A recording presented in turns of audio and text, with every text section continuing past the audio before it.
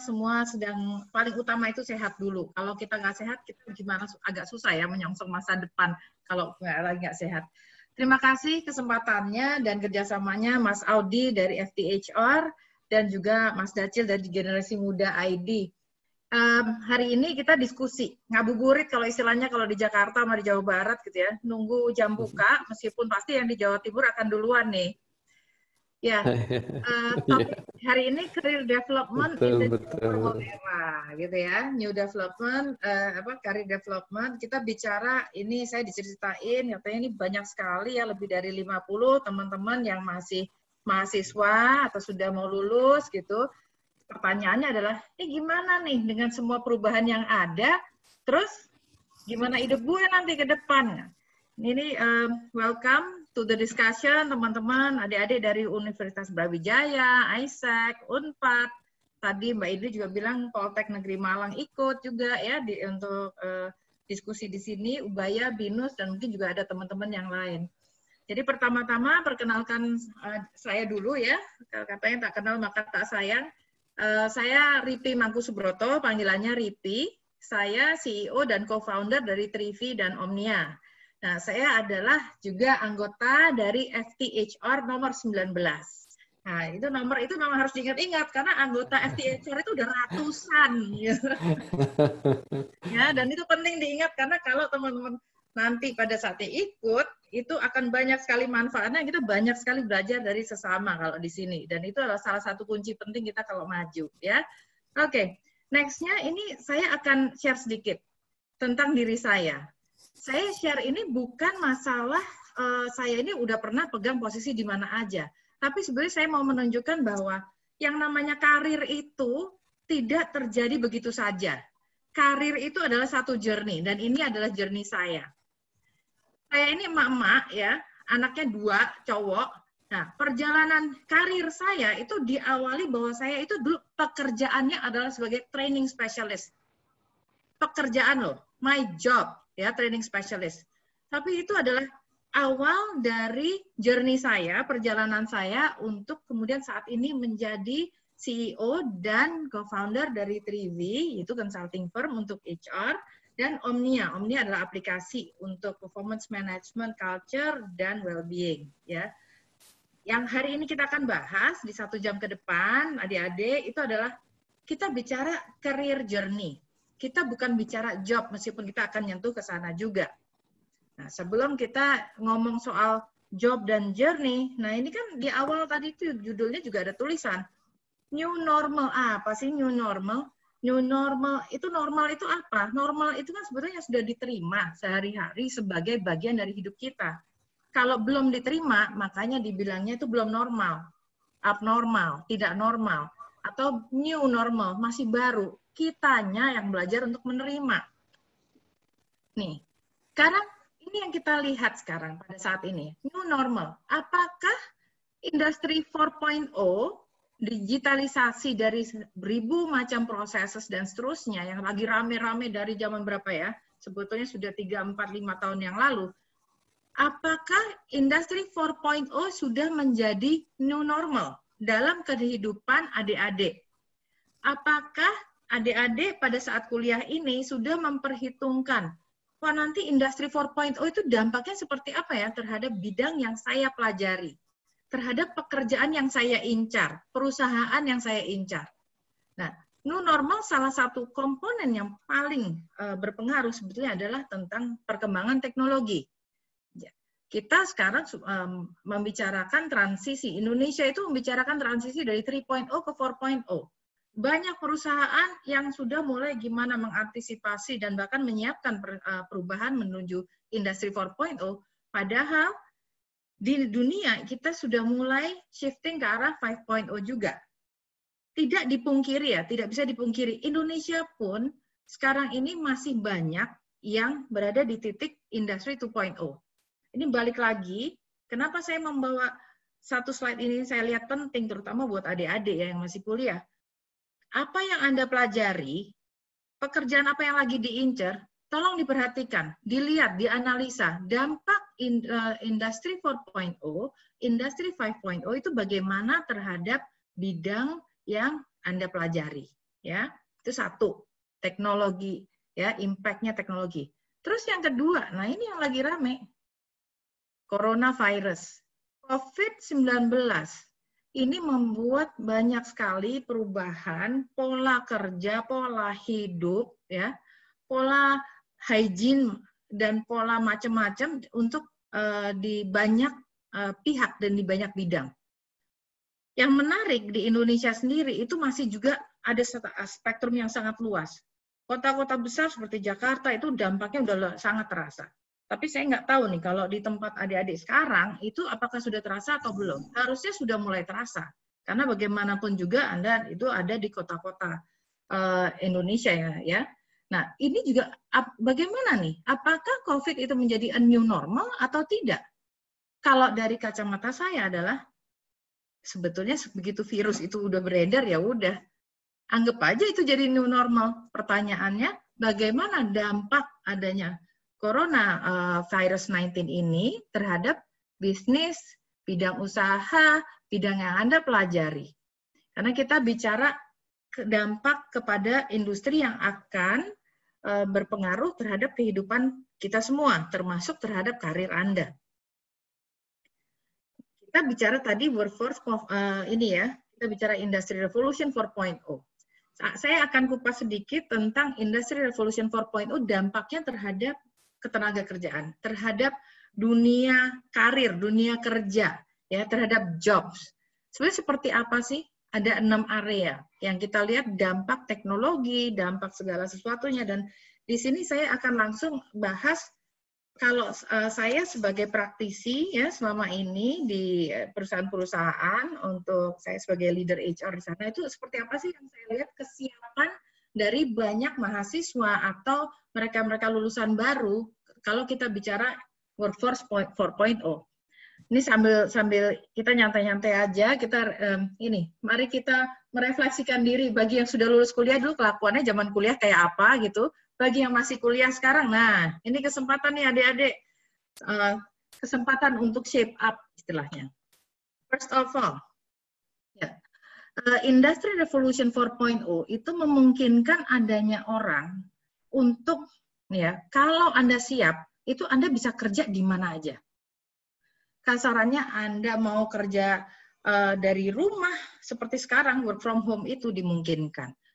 Kan sekarang banyak cerita-cerita, waduh itu ya semua influencer-influencer itu banyak sekali bloggers, vloggers dan lain-lain itu kerjanya yang bule-bule itu dari Bali. Iya, karena itu memungkinkan. Tapi untuk mendapatkan kesempatan dan memanfaatkan kesempatan itu, apa yang harus adik-adik miliki? Kita juga harus tahu itu. Pertama-tama, ya kalau mau memanfaatkan dan mengambil kesempatan di remote working space, ya berarti adik-adik satu nggak boleh gaptek. Nggak. Gimana sekarang kalau gamer pasti tahu siapa di sini, saya nggak susah ya kalau lagi face to face enak nih ngobrolnya nih. Saya nggak tahu berapa persen di antara adik-adik di sini yang udah biasa pakai Discord. Discord itu biasanya di kalangan Gen X nggak ada yang tahu. Nah itu tuh bahayanya tuh kalau kita nggak keep up dengan teknologi, perubahan sangat cepat terjadi. Coronavirus 19 itu ternyata positifnya, ya bukan positif penyakitnya ya, tapi positifnya adalah coronavirus 19 itu memaksa kita semua untuk lebih menggunakan teknologi, belajar, nggak boleh takut sama teknologi, agar kita bisa semua bisa tetap survive dan tetap maju. Dalam konteks bekerja, adik-adik ini sangat penting untuk bisa menggunakan teknologi dan bukan hanya untuk gaming ya. Facebook, saya selalu ngingetin Facebook, Instagram jangan cuma dipakai buat stalking mantan atau calon pacar atau calon istri atau calon suami. Yaitu lebih penting lagi adalah untuk lihat perkembangan dunia di bidang teknologi, di bidang apa yang Anda pelajari, serta kesempatan-kesempatan untuk mengerjakan project-project, ya, berbagai macam project, maupun belajar dari orang-orang di bidang yang Anda incar. You can do it anywhere. Syarat satunya adalah teknologi. Tapi yang ada yang lebih basic, adik-adik, yang dari pengalaman saya ya sebagai praktisi adalah bahwa lulusan di Indonesia sayangnya banyak yang seringkali kalah keberaniannya dalam belajar dan memakai bahasa asing. Ya, gimana mau bisa technologically advance kalau bahasanya pun ya bahasa asing dalam hal ini bahasa Inggris itu masih terbatas. Jadi itu kunci kedua ya. Kan mata kunci itu kan ada itu ya, kalau zaman dulu itu kan ada gerigi-geriginya. Yang pertama adalah teknologi, yang kedua adalah bahasa Inggris. Bahasa Inggris untuk menguasai teknologi ya. Karena itu penting sekali untuk berkomunikasi dan untuk mempelajari banyaknya materi yang ada di luar sana. Tapi itu baru satu loh dari 6 area yang akan perlu menggunakan dua kunci ini. Apalagi sih hari gini sebetulnya adik-adik itu bisa belajar ya, mengerjakan proyek, bahkan mencari uang itu dari belahan dunia manapun, asal kita berani. Asal kita punya dua modal itu. Jadi akses ke teknologi, tidak takut dan bahkan menguasai teknologi, dan yang kedua bahasa Inggris. Kenapa dua ini? Karena kalau kita sudah bicara borderless organization, borderless country, kita harusnya bisa memanfaatkan dan mengambil kesempatan berkarir, belajar, ya, mencari proyek untuk baik belajar maupun cari uang itu dari belahan dunia manapun. Nyambung kan ya sama yang pertama. Pertama adalah virtually bisa kerja dari mana aja. Yang kedua bisa bekerja sama dengan banyak pihak dari belahan dunia manapun. Kuncinya itu lagi. Kalau bagi yang sekarang masih malu-malu bahasa Inggris, ini banyak kan dari Malang kan, Arema kan harusnya ini ya, bondo nekat kan. Itu saya kenal ada yang namanya Mas Rio Koto dari Padang, dari Bukit Tinggi. Dia itu kalau nggak salah sekolah cuma sampai kelas 3 SD. Tapi dia tabrak lari bahasa Inggris belepotan, yang penting mencapai tujuan. Jangan, bahasa itu kuncinya satu, dipakai. Ya, oke, kita lanjut lagi. Nah sekarang kalau workforce 4.0, dengan banyaknya dan kecepatan perubahan teknologi yang ada, ya dengan adanya persaingan, dengan adanya kondisi COVID sekarang ini, yang dibutuhkan adalah orang-orang ya yang bisa berinovasi. Nah, inovasi itu kuncinya adalah nggak boleh takut untuk mencoba. Harus cari solusi. Jadi harus berani coba, nggak boleh takut salah, dan berani bangkit lagi. Innovate, innovate, innovate. Salahnya dibilang nyeleneh juga nggak apa-apa. Justru yang dicari kadang-kadang ide-ide yang nyeleneh. Ya, makanya istilahnya out of the box. Oke? Innovate, innovate, innovate. Apalagi dampaknya teknologi, dampaknya semua perubahan sekarang ini. Sekarang ini teman-teman, adik-adik, kita sudah tidak bisa lagi ya mengandalkan misalnya classroom, ya tidak bisa lagi kita mengandalkan yang namanya belajar hanya dari kelas. Kan ini kan teman-teman masih pada kuliah nih kebanyakan. Kuliah is one thing. Kuliah itu adalah benar-benar istilahnya bare minimumnya. Tapi lebih penting lagi untuk kita harus aktif cari tahu, mau e-learning, mau lewat teman orang lain, mau lewat komunitas, itu harus selalu dikejar untuk kemudian kita cari informasi sebanyak mungkin terhadap perkembangan yang ada. Itu satu. Yang kedua, jangan terlalu mengandalkan satu core skills. Karena zaman sekarang, begitu Anda itu lupa untuk belajar, istilahnya relearning, itu bahaya. Nanti begitu ada perubahan ya di dunia, nanti kita yang karena udah nggak biasa belajar, jadi kitanya yang shock duluan. Nah, yang ini adalah fakta bahwa di dunia kerja sekarang itu sudah ada berbagai generasi. Sorry. Adanya berbagai generasi di satu tempat di dunia kerja. Adik-adik bisa bilang, oh, saya kan milenial, saya yang harusnya lebih tahu tentang perkembangan teknologi, perkembangan kebutuhan manusia, kebutuhan pasar, dan lain-lain. Tapi ingat loh, kebanyakan leaders-nya itu masih Gen X. Belum lagi nanti kecepit nih, teman-teman yang milenial dengan generasi Gen Z ya. Gen Z yang di bawah, yang pola pikirnya juga beda lagi. Poinnya apa sih di bagian yang kelima ini? Poinnya adalah, kalau yang tadi pertama teknologi, yang kedua itu kita bicara bahasa ya, bahasa untuk mempermudah kita berkomunikasi dengan orang lain, dengan di luar di Indonesia, membaca dan lain-lain. Kita harus bisa berinovasi, kita harus mau belajar terus. Ini yang kelima adalah bagaimana kita bisa berkolaborasi, berkomunikasi antar generasi. Pada akhirnya kita satu perusahaan atau dalam konteks bisnis itu pasti berinteraksi dengan orang-orang yang dari bidang yang berbeda-beda dengan rentang usia yang berbeda-beda juga. Oke. Nah yang terakhir, ini nanti kita akan kupas lebih banyak. Judulnya ini adalah karir di masa new normal.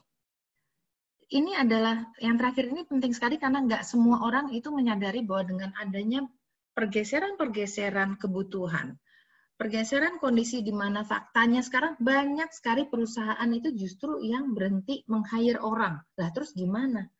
Buat apa capek-capek kuliah gitu kan? Untuk terus tahu-taunya nggak ada perusahaan yang hire orang atau minim sekali. Nah justru teman-teman jangan berpikir bahwa yang namanya karir itu hanya bisa dilakukan dengan cara masuk perusahaan. Justru perusahaan-perusahaan di era ini, mau ada corona maupun tidak, terutama dengan adanya kondisi COVID-19 ini, itu membuka banyak kesempatan bekerja sama dengan banyak pihak, ya. Termasuk juga mengakomodasi banyak tipe-tipe pekerja. Ya, tipe pekerjanya apa aja? Satu, independent kontraktor.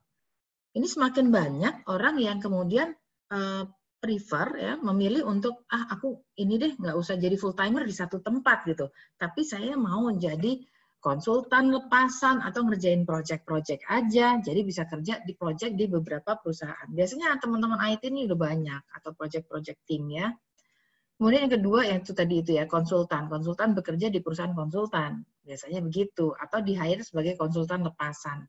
Poinnya adalah mereka punya kebebasan menentukan kliennya mau siapa, mau waktunya gimana, dengan satu catatan. Contingent worker ini hanya bisa sukses kalau dia reliable dan kualitas kerjanya itu bagus.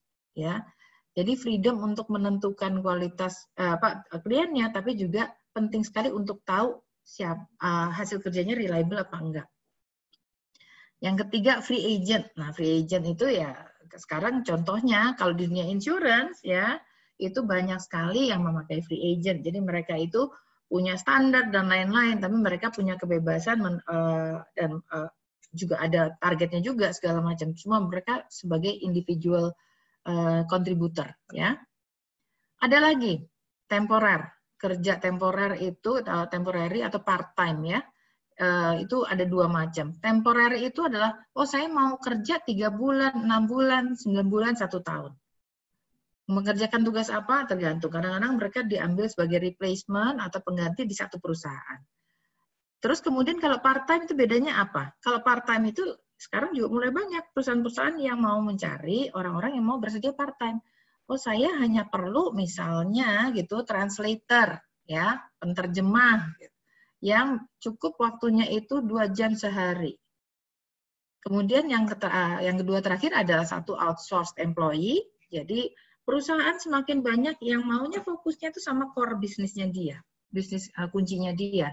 Kalau misalnya bisnis kuncinya dia itu adalah produksi produk makanan, ya fokusnya di situ, di risetnya, di produksi makanannya, di marketingnya. Tapi untuk pekerjaan-pekerjaan lainnya, misalnya terkait dengan SDM, terkait dengan security, terkait dengan kesehatan, finance, ya dan lain-lain, itu malah di outsource kerjasama dengan perusahaan lain. Ya, freelancer. Nah, freelancer ini banyak juga orang-orang yang seperti independent contractor dan konsultan itu mereka benar-benar bekerja sesuai dengan fokusnya dia, bidangnya dia, dan tergantung sama time waktunya dia, terus kemudian juga kesediaannya dia dan lokasinya dia.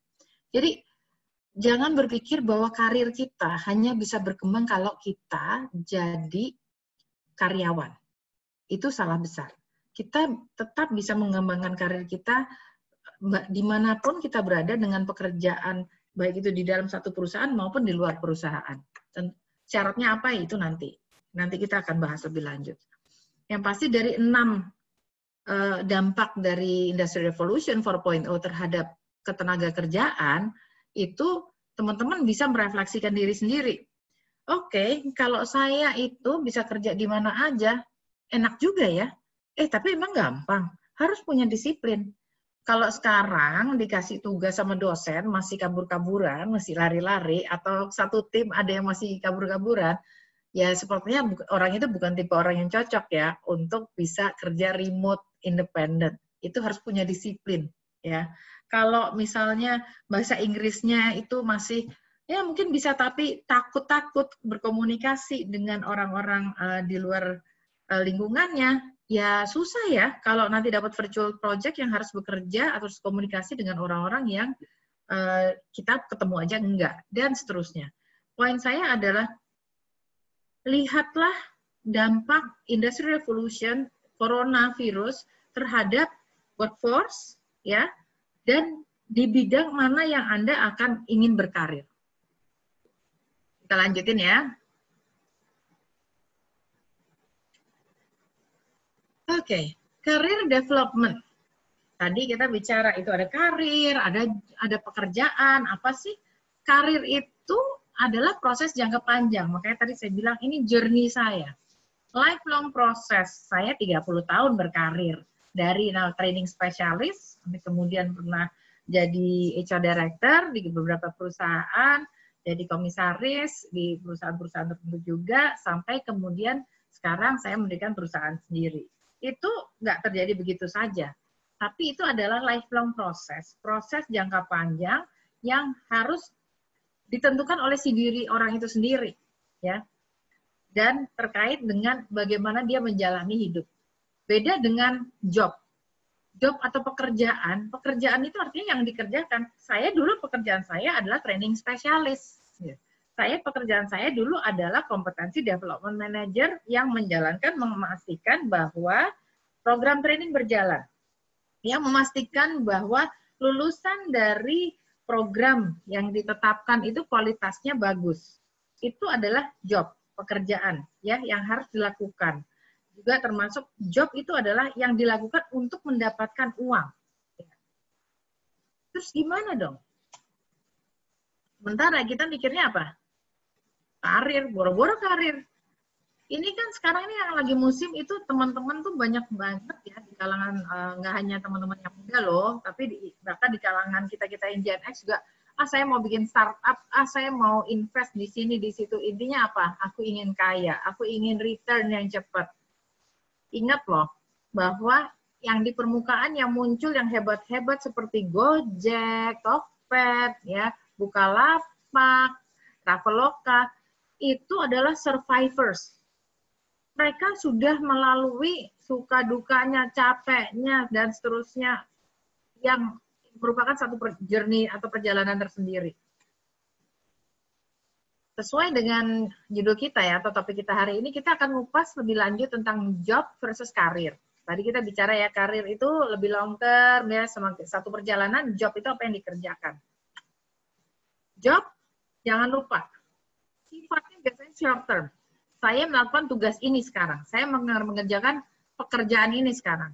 Pekerjaan saya belum tentu karir saya. Saya ambil contoh, saya dulu waktu umur 30, saya punya cita-cita mau jadi HR Director perusahaan skala kecil menengah di usia 35 tahun. Kemudian saya bercita-cita, tapi itu hanya lompatan aja.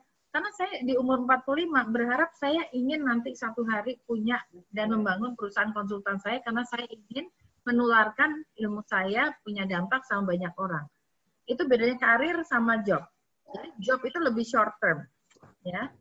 Dan job itu fokusnya adalah karena kita kerja juga mencari uang. Selain itu, yang namanya job itu biasanya relatif aman. Aman itu maksudnya adalah pengambil, ya saya udah punya kerjaan. Nah, kalau udah orang biasanya, saya udah punya kerjaan, itu biasanya kecenderungannya mereka cari aman. Cari gimana caranya dia bisa mempertahankan pekerjaannya, bisa dipromosi, bisa dapat uang, dapat bonus, dan seterusnya. Itu adalah job. Beda dengan karir. Sekarang kita bahas dulu nih. Dengan perkembangan teknologi dan lain-lain itu ya, itu seperti apa sih? Kalau kita bicara jobs of the future, ini dari World Economic Forum, dan ini berkembang terus, tiap tahun tuh diupdate terus. Take a look. Teman-teman, ada nggak yang cita-citanya atau niatnya habis lulus mau kerja di salah satu dari 10 bidang ini? Kalau di Indonesia memang rentangnya masih besar, ya. Karena kita sendiri masih beralih dari ada yang 2.0, 3.0 menuju 4.0. Tapi kita bicara kalau kita ngomongin pekerjaan, itu survival kita itu kan harapannya kan lebih jauh ya, 10 tahun, 20 tahun lagi. Kalau teman-teman ada yang bidangnya itu adalah di bidang furniture business, misalnya sebagai baik itu desainer atau furniture finisher ya untuk finishing segala macam, floral designer ya. Terus kemudian bahkan kalau di list yang lain tuh ada akuntan. Akuntan itu bagi yang sekarang lagi belajar akuntansi ya, akuntan itu diprediksi itu nanti 10, 12, 15 tahun lagi itu nggak ada, berkurang drastis ya. Karena apa? Di take over oleh teknologi. Nah, ini ada 10 tuh. Jadi kalau ada yang bidang bisnisnya atau mengincar bidang-bidang di bidang ini, you need to take a look bagaimana dampak teknologi ya, bagaimana dampak corona itu juga itu ke depan. Oke? Okay? Tapi juga gini, ini kan yang worst job. Prospek gimana nih? Kita lihat. Coba, teman-teman, kalau misalnya ada yang belajar di bidang IT, ini masih booming nih. Ini seperti kalau teman-teman belum lahir ya, 30 tahun yang lalu, waktu banking industry naik, itu orang IT habis-habisan di market. Semua rebutan. Ya. Dulu belum ada yang namanya apps developer. Nah, sekarang ini justru semua maunya pakai apps. Computer system analyst, nah ini dari dulu nih nggak ada habisnya, ya semua butuh, apalagi dengan perkembangan teknologi. Juga ada fakta bahwa dunia ini semakin banyak orang yang menua. Jadi bidang keperawatan itu sebetulnya malah justru naik daun, termasuk physical therapist ya, untuk fisioterapi dan lain-lainnya. Terus juga health service manager, orang yang membantu memonitor kesehatan kita dan seterusnya. Jadi bidang-bidang kesehatan itu naik daun, market research ya, financial advisor, bukan akuntan loh, tapi financial advisor. Jadi teman-teman yang bidangnya akuntansi, jangan lupa tuh, kalau bisa belajar gimana caranya bisa jadi financial advisor. Beda pasti skill setnya. Sama satu lagi adalah bidang-bidang bahasa, karena sekarang ini orang lagi ada yang bikin chatbot lah, inilah, itulah, komunikasi semakin penting. Next yang harus diperhatikan teman-teman, ini mumpung kan teman-teman masih kuliah, ya kan, bisa memperhitungkan kira-kira nanti ingin berkarir di bidang apa, di industri apa, ya, atau mengambil spesialisasi apa. Jangan lupa untuk memperhatikan hal seperti ini. Ini dampaknya coronavirus. Ya, ada teman-teman masih udah tahu lah sebagian ya. Bagaimana dampaknya terhadap bidang turisme dan perhotelan. Hotel-hotel banyak tutup, banyak dijualin. Bagus yang masih siap ya, yang dikonversikan menjadi rumah sakit juga ada, iya kan? Turisme sekarang ketahan semuanya. Kita nggak tahu sampai kapan. Nah, kemudian juga transportasi, ya, kecuali yang sifatnya logistik, itu transportasi juga tertahan. Itu semua itu menderita tuh, otomotif, construction real estate, ya itu banyak sekali yang nangkrak kan jadinya kan. Manufacturing yang sifatnya, misalnya gini, kan di Indonesia itu ada salah satu perusahaan besar yang memproduksi boneka, mainan, yang ekspor, ya. Terus sepatu, ya sepatu-sepatu merek tertentu. Itu udah pasti terdampak. Terus financial services, banking segala macam ya, kalau ekonomi turun itu juga pasti terdampak. Edukasi, nah ini nih udah mulai nih, warna-warnanya kan kuning ya ke arah tengah tuh. Edukasi itu kalau masih bisa shifting, didukung oleh teknologi, itu pasti akan survive. Sekarang di mana nih Indonesia sendiri itu kan masih satu lagi ya, rentangnya sangat jauh. masih ada di bagian negara kita tempat-tempat yang listrik aja kadang nyala, kadang enggak, gitu kan. Gimana mau ngomongin online learning ya. Nah, tapi itu justru karena kondisi coronavirus ini, moga-moga mendorong agar semua itu infrastruktur itu kemudian justru lebih siap. Ini ada nih yang netral posisinya, oil and gas ya, di mana oil and gas itu ternyata masih tetap diperlukan kan buat memastikan agar segala sesuatu masih up and running.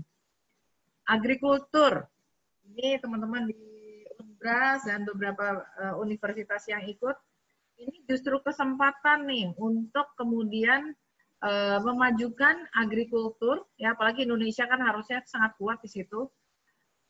Dan bukan agrikultur yang tradisional, harapannya ini ada agritech juga mulai ikut lebih kaya lagi, lebih banyak lagi dipakai di Indonesia. E-commerce, ICT ya, teman-teman. Personal healthcare tadi sudah dibahas, itu berkait juga kan dengan yang tadi slide sebelumnya. Makanan, produk retail, sama medical supply and services. Pertanyaannya, kenapa slide ini jadi penting buat teman-teman yang sekarang lagi kuliah? Apapun yang Anda pelajari, teman-teman harus sudah mulai bisa membayangkan nanti kira-kira industri yang Anda incar untuk berbisnis, kayak bekerja, kayak membangun karir, itu di bidang yang mana? Perannya apa? Saya termasuk orang yang beruntung bahwa kalau namanya SDM, pengelolaan SDM ya atau people and culture, itu kan sebetulnya di semua bidang ada. Jadi saya selama ini bisa berpindah dari satu industri ke industri lain. Ya, saya udah pernah di manufacturing, ya, consumer goods, saya pernah di farmasi, saya pernah di insurance, saya pernah juga di teknologi, ya, jadi di konsultan juga pernah. Poinnya adalah kalau teman-teman mengambil karir yang sangat bisa lompat dari satu industri ke industri lainnya, itu sangat bagus. Tapi juga berarti teman-teman nggak in-depth ya, nggak dalam. Nah, kalau mau ngambil yang dalam bidangnya, itu perhatikan potential winner-nya itu siapa, bidang apa ke depan. Dulu ada masanya oil and gas tuh booming banget. Wah, di Indonesia tuh kalau orang kerjanya tuh buat oil and gas company udah pasti tajir melintir kemana-mana deh. Suddenly sedunia mulai, ya kan? Banyak pengurangan di mana-mana. Mereka yang tadinya bisa bekerja sebagai expat di dunia ya kemanapun, mendadak semua dipulangin. Dan pertanyaannya, apakah orang-orang tersebut orang-orang yang bisa belajar dan orang-orang yang bisa kemudian memiliki karir atau memiliki sumber pengembangan kerja ya atau kerja yang baru. Jadi misalnya yang tadinya udah kaya dari oil and gas, kemudian dia bergerak misalnya di bidang personal healthcare atau investasi di bidang medical supply gitu. Nah, itu penting sekali untuk seseorang ya bisa punya backup skills itu dan bisa belajar juga lagi. Saya lanjutkan dulu. Boleh minta tolong bagi yang baru hadir untuk kalau bisa di silent ininya biar suara-suaranya bisa terjaga. Terima kasih ya. Oke, kita lanjut dulu ya. Tadi kita bicara soal job dan dampaknya semua pekerjaan-pekerjaan yang terdampak oleh teknologi maupun corona ini ke depan. Sekarang karir, nah ini lain lagi kan, seperti yang tadi saya cerita di awal. Kalau karir itu apa sih bedanya? Karir itu long term. Itu satu journey, satu perjalanan. Nggak bisa yang modelnya your job might not be your career gitu. Ada kan yang dokter, tapi sebetulnya long term vision-nya dia buka bengkel, bagus, hebat, itu bisa. Dia jadi dokter cari duit gitu. Yang kedua, jangan sampai kalau kita sudah berniat untuk mengambil perjalanan ya, journey yang jangka panjang, tahu-tahu nggak cocok sama passion kita. Jadi kita harus tahu. Nah, kita harus bisa memappingkan diri kita sendiri nih. Ini satu slide ini istilahnya dari Ikigai. Ikigai itu konsep dari Jepang sebetulnya ya, yang membantu memetakan apakah satu kita itu bagus nggak? Kita itu profesional kita itu performance-nya bagus, bisa reliable, orang mengakui hasil kerja kita. Are you great at it atau enggak? Yang kedua, do you love it atau enggak? Kalau ada teman-teman saya yang jago melakukan satu hal, tapi mereka nggak suka melakukan hal tersebut. Ya lama-lama capek. Ya. Terus kemudian kita juga mesti cek, kita jago kita jago melakukan satu hal ya, saya jago misalnya saya jago main ini CS:GO gitu, tapi dunia nggak memerlukan gamer untuk di bidang CS:GO itu misalnya. Ya kalau misalnya dunia nggak butuh ya kita siapa yang mau hire kita gitu, siapa yang mau bayar kita. Jadi slide ini akan bisa membantu teman-teman untuk memetakan diri sendiri. Kalau saya mau berkarir di bidang tertentu, saya mau berkarir di bidang agri-teknologi ya, agriculture technology. Bagaimana saya bisa hebat, bisa bagus di bidang itu? Kira-kira apa yang dibutuhkan oleh dunia? Saya suka nggak melakukannya? Ada nggak yang mau bayar saya? Ya itu idealnya itu ya, yang titik merahnya itu ya. Dan yang namanya karir itu sudah pasti akan perlu teman-teman untuk ngambil resiko. Ambil contoh, tadi itu kan saya bilang bahwa zaman sekarang sudah bisa mengerjakan proyek di mana aja, ya kan? Tapi untuk mendapatkan proyek di mana aja, harus berani ngambil resiko. Mengambil proyek yang sebelumnya belum pernah dilakukan. Belajar, tanya sama orang. Waduh, ntar kalau salah gimana? Ambil resiko. Calculated risk, tapi ya tentunya. Jangan lupa, kalau kita bicara karir itu sifatnya jangka panjang. Ini ada satu chart yang membantu ya, bahwa sebetulnya manusia itu dalam kurun waktu rata-rata seumur hidupnya, itu waktu makan, tidur, olahraga, bagian olahraga, dia melakukan hal pribadi itu bisa separuhnya. Terus ternyata ya itu yang hijau tuh, yang hijau itu berapa tuh? 1/6-nya, 1/6 waktunya itu habis untuk membangun karirnya dia. Ya. Nah, kebayang nggak? 1/6 waktu hidup kita. Kalau kita melakukan sesuatu yang kita tidak senangi, rasanya sengsaranya kayak apa? So, mumpung masih pada kuliah, jangan lupa senang-senang ya, meaningful adult time, free time dengan family, friends, hobbies travel itu penting buat kesehatan mental kita. Tapi jangan lupa juga untuk mempertimbangkan karir apa sih yang kita inginkan. Jangan sampai kita terjebak di karir yang sebenarnya kita nggak suka lakukan.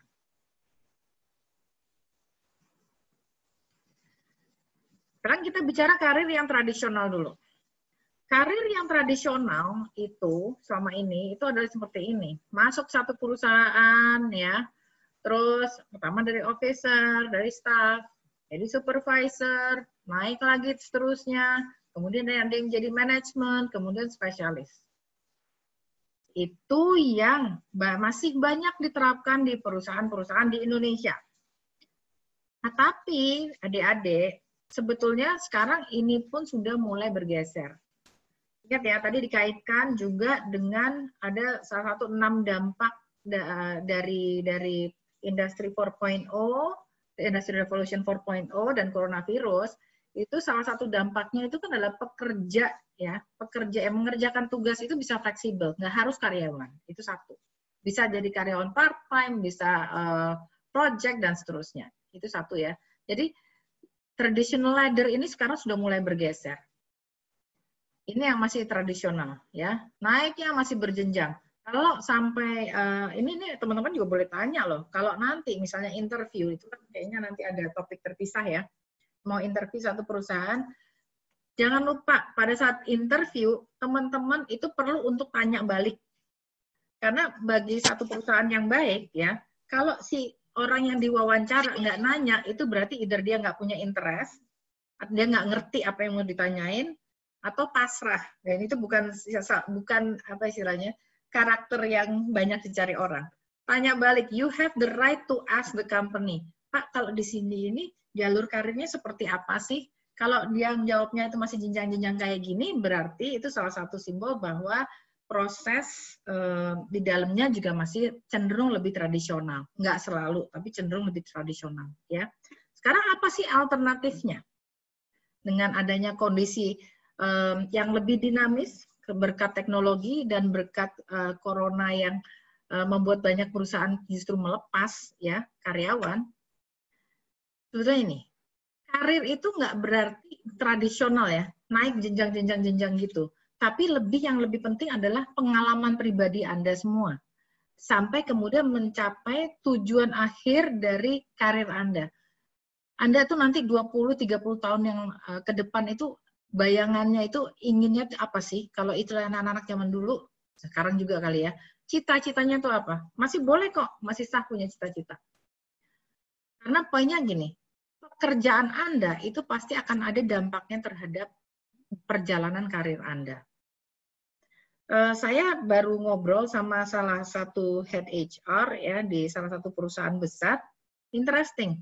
Dia itu karirnya itu benar-benar dari akuntan, kemudian dia dalam tanda kutip dicemplungin sama bosnya untuk bantuin ngurusin project yang terkait dengan media. Terus kemudian dicemplungin lagi untuk ngurusin adanya krisis, jadi crisis management. Nah, karena bos yang lihat bahwa dia bisa menjalankan semua tugas itu, dan dia ternyata passion-nya itu adalah untuk taking care of people, tahunya dicemplungin masuk ke pengelolaan SDM. Reaksi pertamanya dia, saya nggak tahu nih bisa apa enggak. Saya kan bukan orang HR, saya selama ini belajarnya akuntansi loh. Tapi ternyata karir journey-nya dia itu membawa dia menjadi salah satu leader SDM yang saya respect. Karena dia memang bagus, passionate, dia caring, dan dia tahu sekali tentang apa yang harus dilakukan. Dan berani mengambil keputusan juga yang relevan dengan bisnis maupun dengan orang.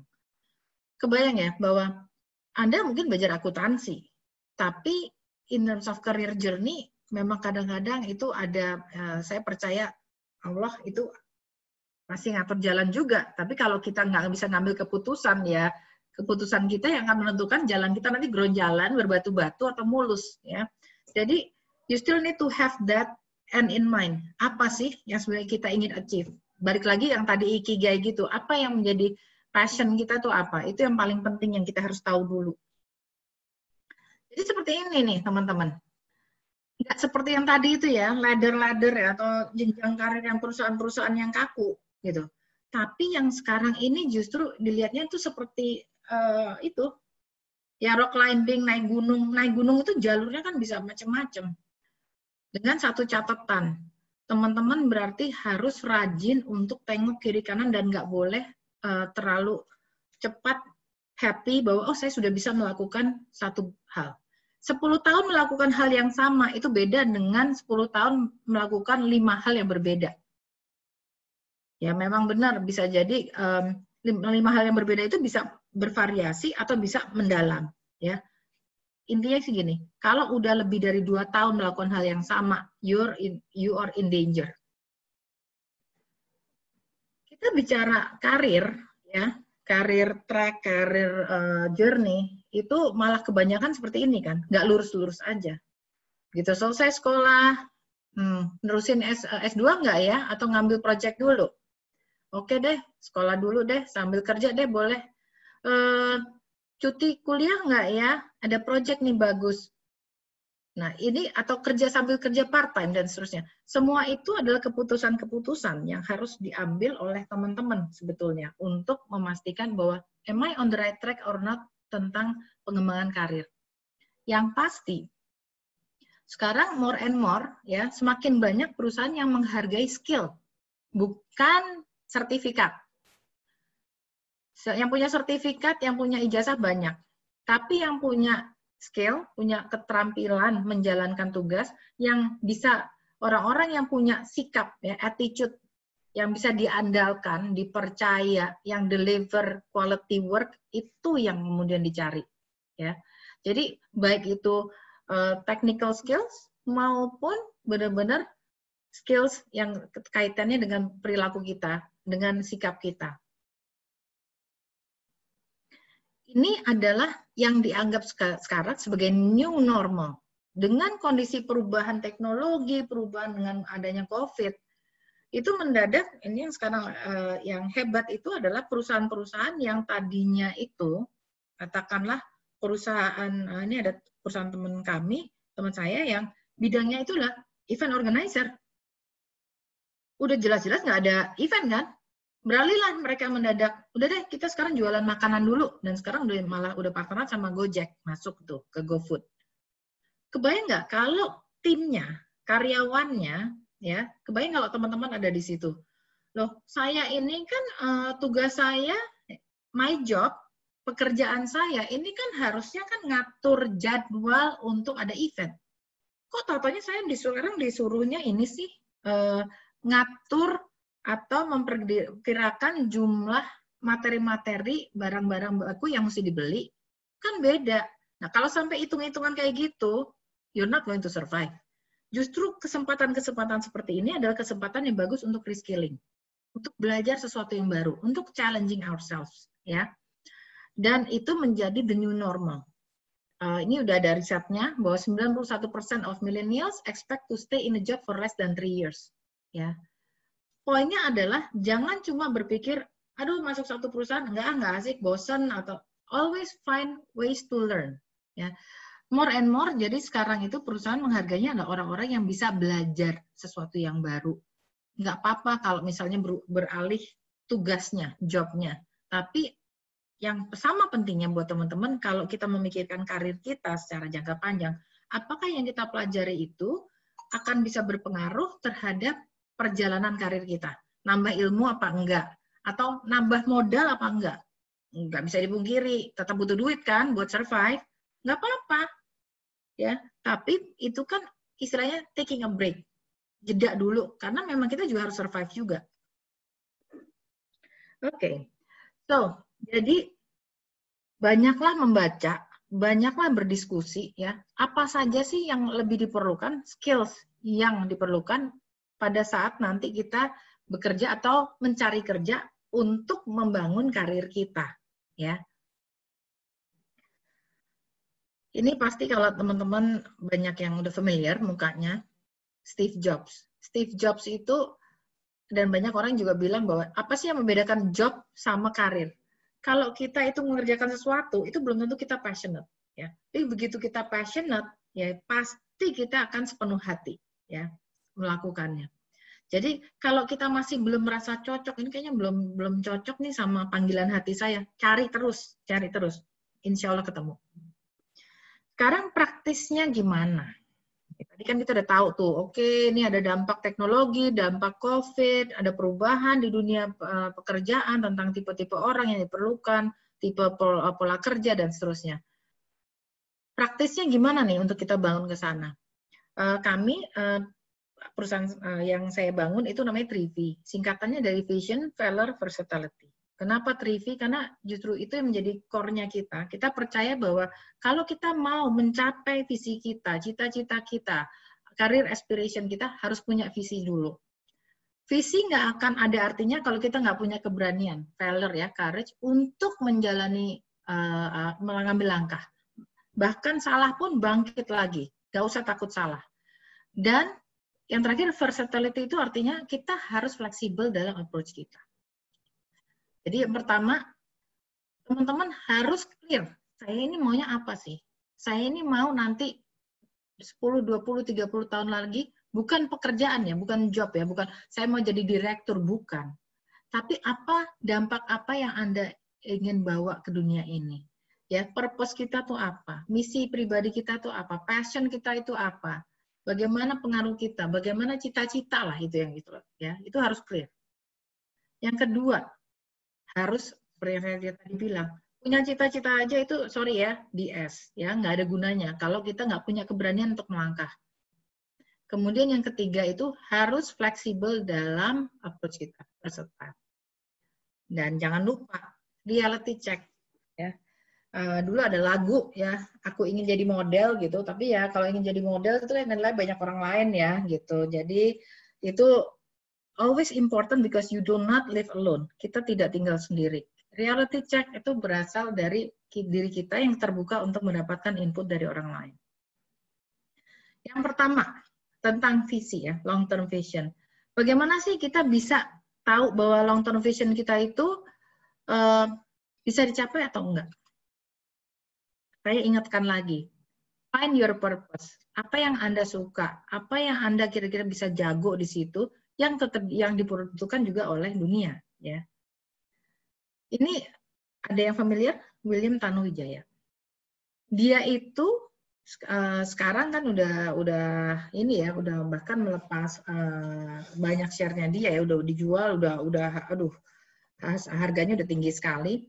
Tapi poinnya adalah dia tidak memulai dari awal ujuk-ujuk langsung mendirikan Tokopedia. Dia itu sempat kerja di warnet, dia sempat kerja di perusahaan, bikin ini, bikin itu, di IT.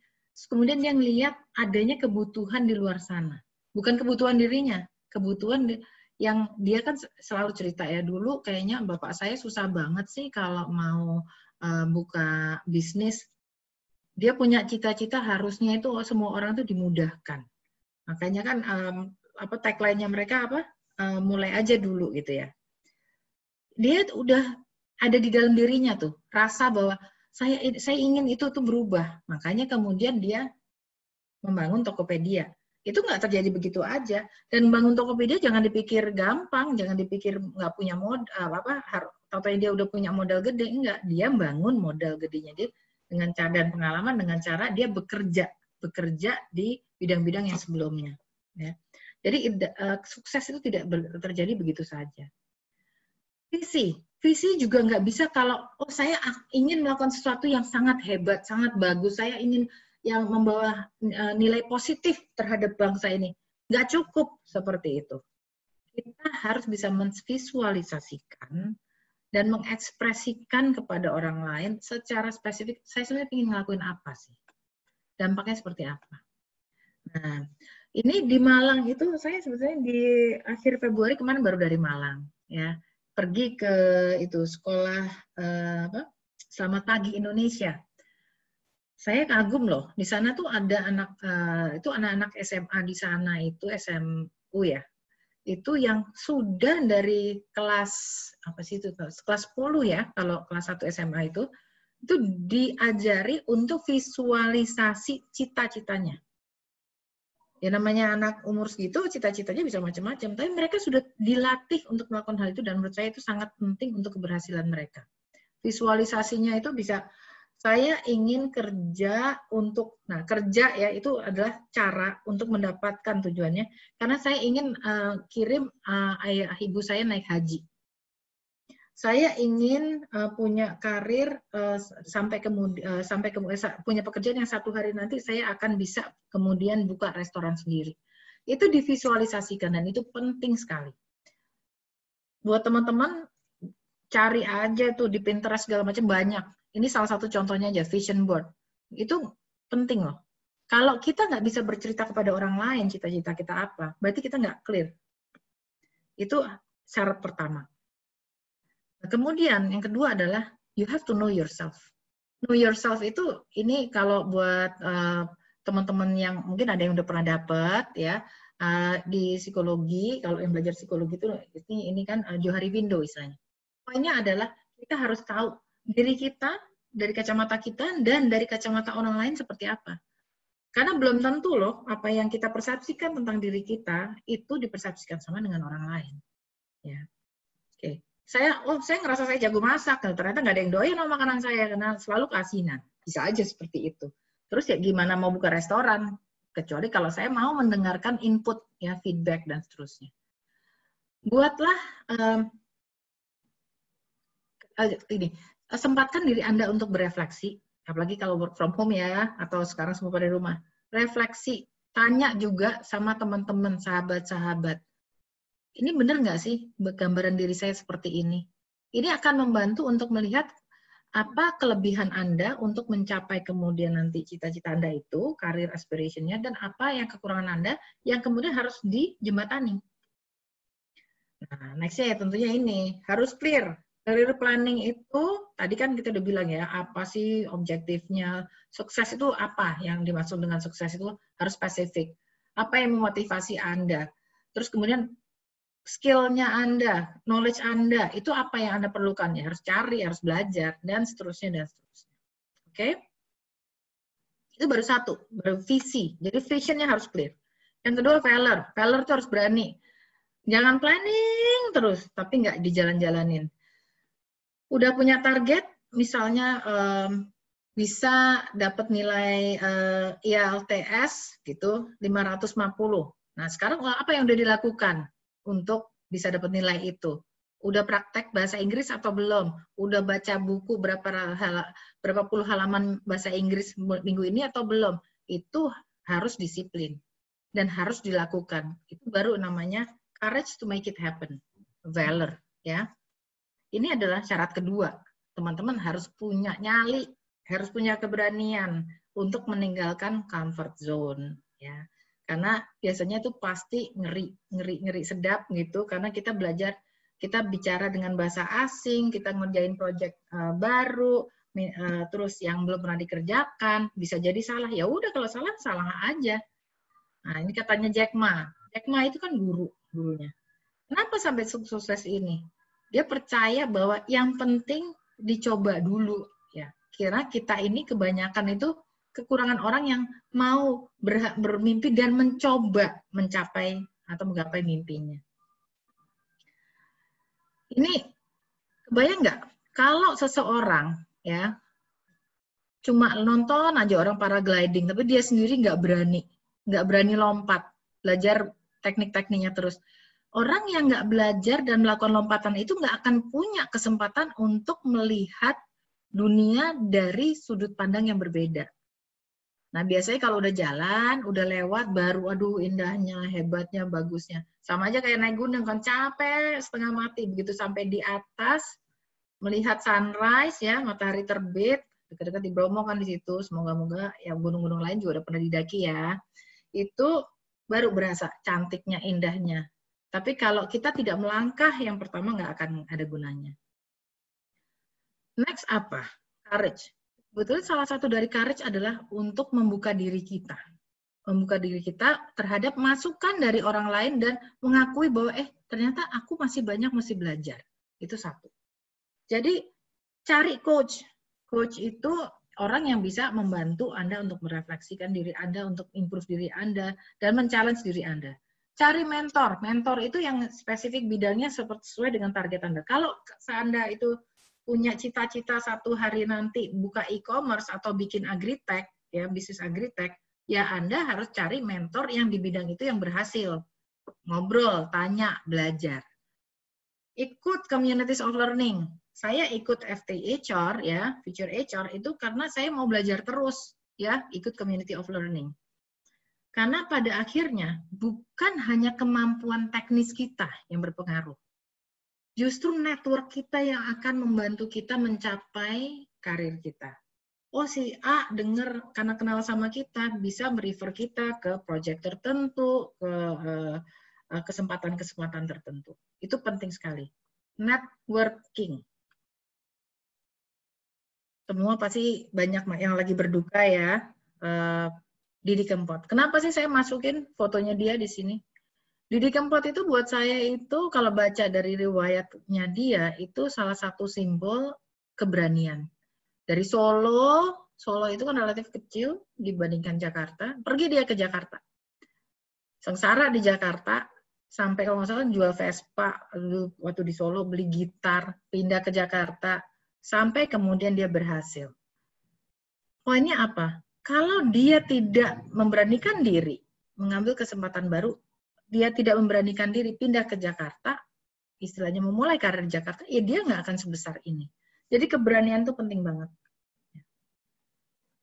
Yang ketiga, versatility. Jadi ini bagaimana kita itu bisa fleksibel terhadap approach kita untuk menghadapi perjalanan karir kita. Ini penting sekali. Ini hasil riset juga, ya. Banyak lah, teman-teman bisa cari lah di Google dikit juga gampang. Antara fixed mindset sama growth mindset. Banyak sekali justru yang saya perhatikan, karyawan tidak berkembang itu karena kebiasaannya cari apa? Alasan. Saya mau tanya, Dikasih tugas sama dosen, iya Pak maaf soalnya ini nggak selesai kemarin internetnya mati. Itu namanya alasan. Itu excuses, itu bukan solusi. Orang-orang yang akan berhasil membangun karirnya adalah orang-orang yang finding solutions, yang cari cara untuk mengatasi masalah. Itu istilahnya growth mindset, ya. Yang selalu mau belajar, yang terbuka bahwa dirinya mungkin tidak belum tahu semuanya, ya. Yang mau terus-terus men-challenge dirinya dan seterusnya. Bisa dibaca, ya. Dan jangan lupa, tadi dari awal kita selalu diskusi bahwa ini semua adalah perjalanan. 30 tahun, mungkin lebih. Jack Ma aja umur berapa tuh baru sukses sekarang, ya. Tapi poinnya teman-teman, kalau udah tahu ini jangka panjang, jangan sampai burn out. Jadi kalau rasanya lagi capek, do not quit, tapi break dulu, istirahat dulu.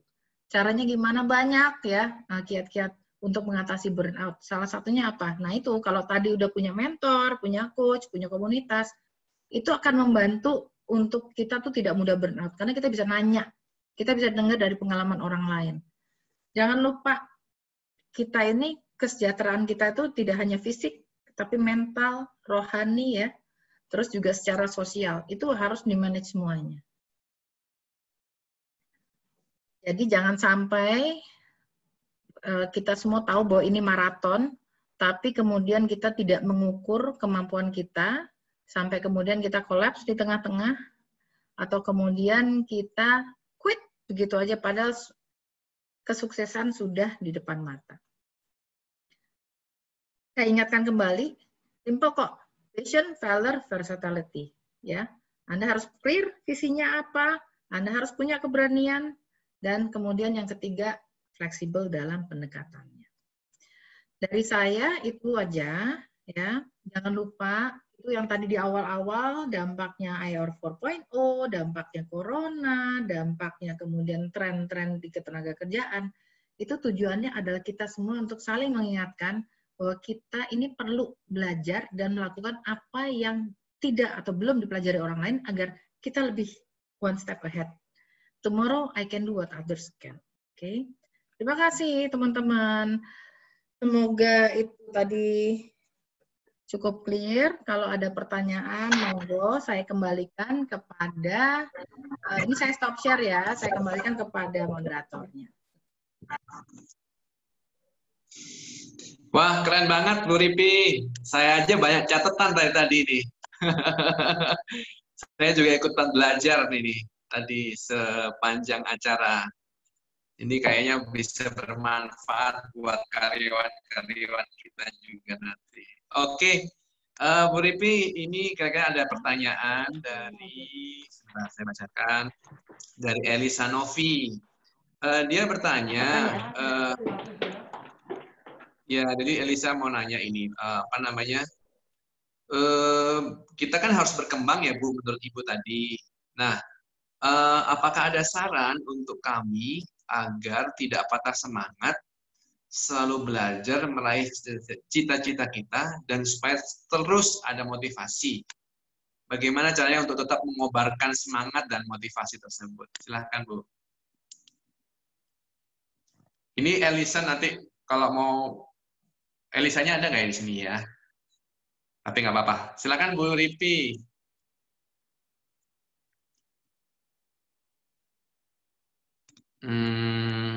Bu Ripi, sebentar.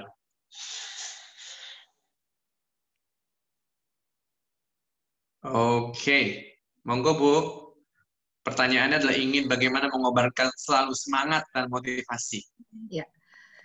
Terima kasih Mbak Alisa atas pertanyaannya. Ini sebenarnya relevan dengan salah satu slide yang paling belakang ya. Bahwa ini kan maraton. Kalau maraton itu jangka panjang. Terus gimana nih caranya agar kita semangat terus? Saya bukan lari maraton, tapi saya banyak belajar dari teman-teman saya yang lari maraton. Ya. Bahwa satu, kita justru harus punya ini.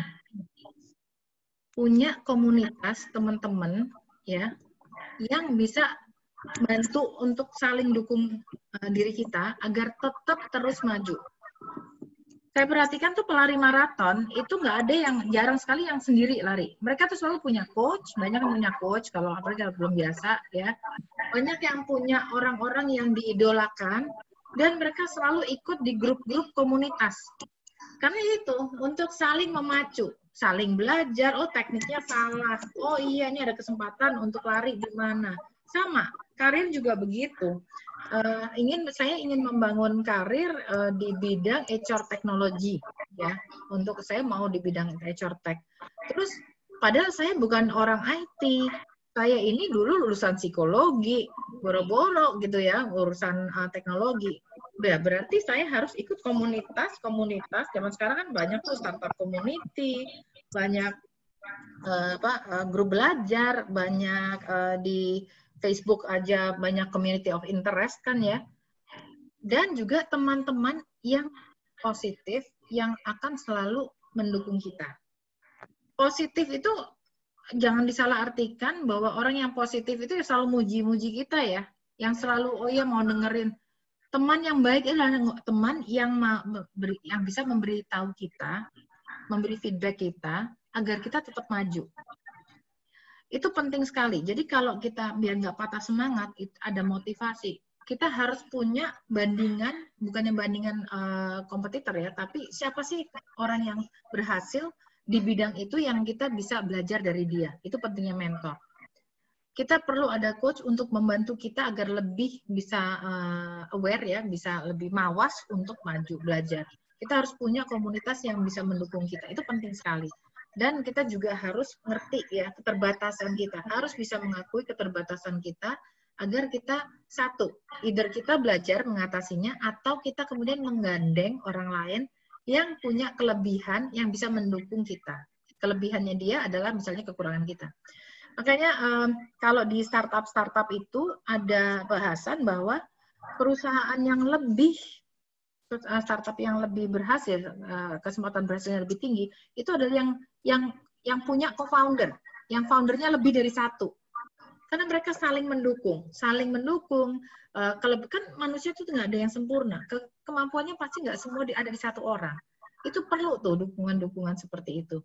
Dan jangan lupa, tetap semangat itu ya balik lagi. Kalau memang passion kita di situ, memang nilai pribadi kita di situ, insya Allah nanti kita akan tetap kok lebih punya komitmen untuk membangun. Oke? Baik, terima kasih Bu Ripi. Bu Ripi ini ada pertanyaan lagi, dari Johannes, sebentar Bu ya, saya bacakan, mengenai kolaborasi.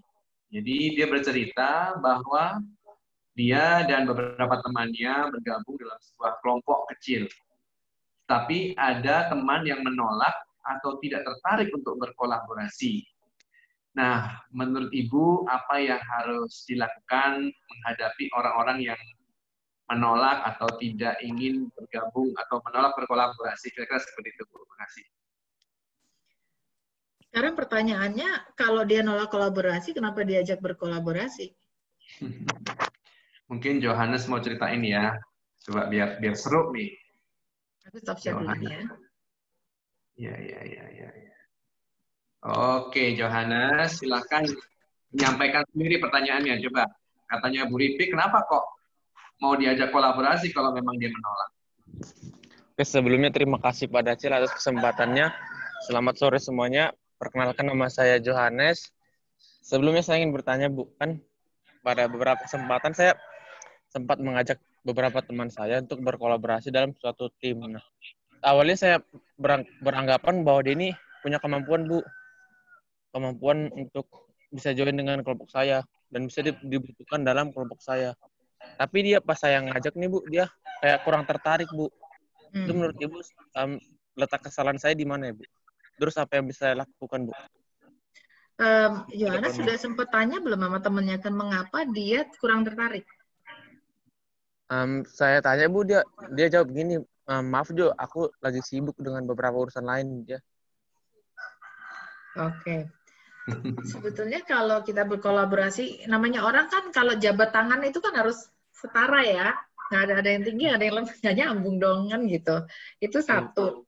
Jadi setara itu berjabatan tangan, berkolaborasi, berarti itu objektifnya harus sama. Harus punya visi yang sama, ya. Pertanyaannya, visinya dia apa? Prioritasnya dia apa? Prioritas Anda apa? Kalau seseorang itu dalam tanda kutip ditolak, ya sama aja lah kayak cari pacar gitu kan. Itu kan kemungkinannya dua. Satu, ya dianya memang tidak tertarik, atau kemudian satu lagi adalah dari Andanya kemudian yang menjual idenya itu mungkin juga angle-nya mungkin kurang pas, atau belum bagaimana Anda mengkomunikasikan objektif atau visinya itu yang mungkin belum ditangkap sama dia. Saya nggak tahu seperti apa, tapi kalau hal seperti ini terjadi, selalu baik untuk kita melihat, oke, dari konteks orang itu bagaimana, dari konteks diri Anda bagaimana, dan kalau misalnya memungkinkan, tanyalah orang ketiga yang mengenal Anda berdua gitu, kira-kira kenapa. Tapi yang pasti, visinya harus sama, objektifnya harus sama dulu. Kalau objektifnya berbeda, prioritasnya berbeda, ya nggak akan nyambung. Gimana Johannes? Baik, Bu. Terima kasih, Cukup Pak. ya. Terima kasih, Bu. Semoga membantu.